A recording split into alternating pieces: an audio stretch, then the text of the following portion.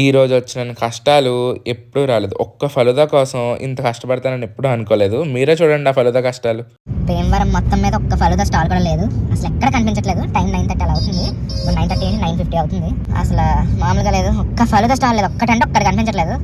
నేను తాగుదాం అనుకుంటేనే ఇలాంటివన్నీ జరుగుతాయి. ఇంకా గోయింగ్.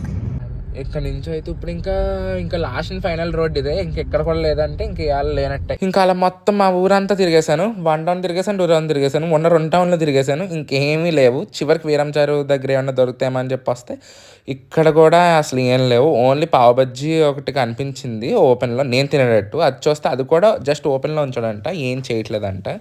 అయిపోయింది. మీరు ఎప్పుడన్నా ఇలాంటి ఎక్స్పీరియన్స్ చేశారా? మీరు తిందాం అనుకున్న రోజున మీరు తిందాం అనుకున్న ఐటమ్ దొరకకపోవడం. ఒకవేళ ఎక్స్పీరియన్స్ చేస్తే కింద కామెంటింగ్ చేసేయండి. సో ఇంకా ఫలుదా కోసం దొరకలేని దాని గురించి ఆశపడేదానికన్నా దొరికిన దాంతో తృప్తి పడటం చాలా మంచిది అని చెప్పి ఎప్పుడో పెద్ద అని చెప్పారు నాకులంటే అయినా. సో కాబట్టి ఐస్ క్రీమ్ కొనుక్కుని తినేయటమే. ఇంకా ఈ రోజుకైతే ఇంత మరి నెక్స్ట్ మళ్ళీ కలుద్దాం. అంతవరకు tata, bye bye, give me big thumbs up, subscribe for more.